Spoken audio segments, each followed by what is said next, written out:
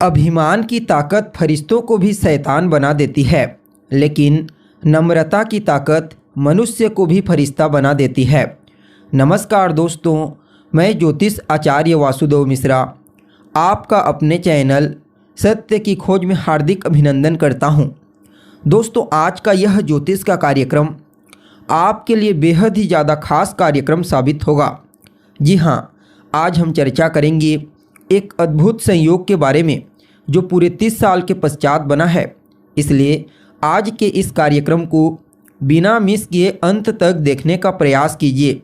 और अगर आप अपनी जन्म कुंडली पर हमसे परामर्श लेना चाहते हैं, अपने प्रश्नों का उत्तर जानना चाहते हैं, अपनी समस्याओं का समाधान जानना चाहते हैं या फिर खराब ग्रह दशाओं का उपाय जानना चाहते हैं, तो आपको हमारा कॉन्टैक्ट नंबर डिस्क्रिप्शन बॉक्स में और वीडियो में मिल जाएगा, जहां से आप संपर्क करके या तो डायरेक्ट फ़ोन कॉल के थ्रू या फिर व्हाट्सएप के माध्यम से अपने तमाम प्रकार के प्रश्नों के उत्तर के साथ ही अपनी जन्म कुंडली का विस्तार पूर्वक अध्ययन करवा सकते हैं।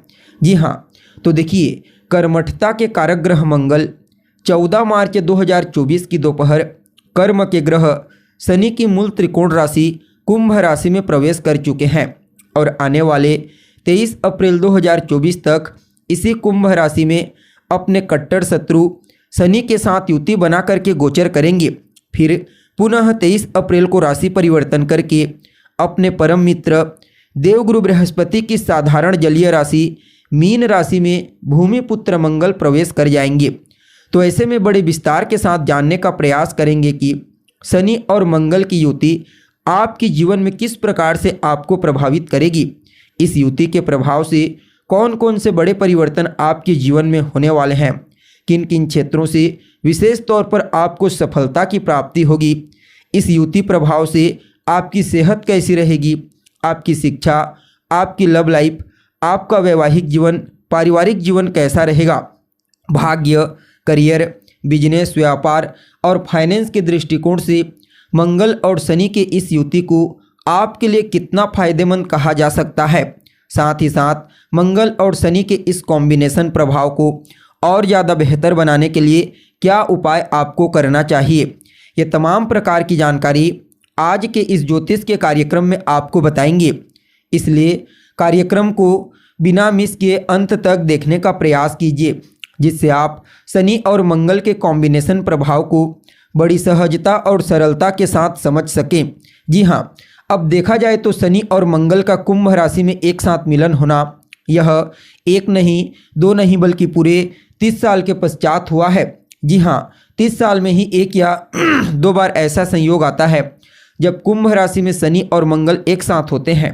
और यह बात आपको भली भांति मालूम है कि भूमिपुत्र मंगल शनि की ही राशि में अपने आप को विशेष बलवान महसूस करते हैं।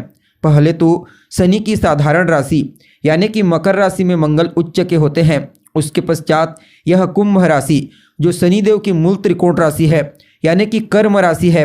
तो ऐसे में आपके पुरुषार्थ, आपके हिम्मत और आपके पराक्रम के कारक ग्रह मंगल जब शनि की कुंभ राशि में भी आते हैं तो अपना श्रेष्ठ परिणाम प्रदान करने के लिए बाध्य होते हैं।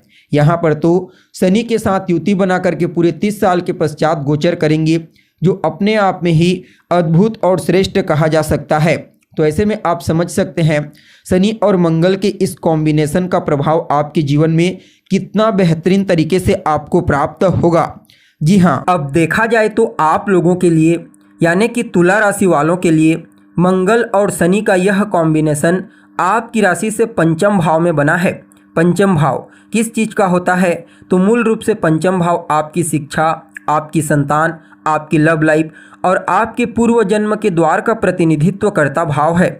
यहाँ पर सेनापति मंगल आपके लिए सप्तमेश यानी कि आपके सप्तम भाव के स्वामी और आपके लिए धनेश यानी कि आपके दूसरे भाव के स्वामी बनकर पंचम भाव के स्वामी शनि के साथ युति बना करके गोचर करेंगे। और यहाँ पर आपकी राशि के स्वामी शुक्रदेव भी 31 मार्च तक इन्हीं के साथ गोचर करेंगे। तो कहीं ना कहीं यह जो अद्भुत संयोग बना है आपके जीवन में अवश्य ही श्रेष्ठ और बेहतर परिणाम प्रदायक साबित होगा। सबसे पहले पंचम भाव में यह कॉम्बिनेशन बना है, फलतः यह आपकी शिक्षा के दृष्टिकोण से अत्यंत ही श्रेष्ठ कहा जा सकता है। जी हाँ, अगर आप एक विद्यार्थी हैं और अभी आने वाले समय में किसी भी प्रकार से कोई प्रतियोगी परीक्षा होने वाला है आपके लिए, तो समझ जाइए वहाँ पर आपको विशेष रूप से सफलता की प्राप्ति होगी। या फिर आप किसी भी प्रकार से शिक्षा के क्षेत्र में परिवर्तन करना चाहते हैं तो परिवर्तन कर सकते हैं। कोई नया एडमिशन लेना चाहते हैं तो भी आपको नया एडमिशन मिल जाएगा। और कहीं ना कहीं संतान को लेकर के कहीं कोई चिंता थी तो वह चिंता दूर होगी, चाहे वह संतान के स्वास्थ्य को लेकर के हो या फिर संतान के करियर को लेकर के। संतान से संबंधित चिंता दूर होने वाली है। इसके लिए आपकी स्वयं की जन्म कुंडली में भी पंचम भाव की स्थिति का बलवान होना है, शनिदेव और मंगल की स्थिति का बलवान होना आवश्यक है।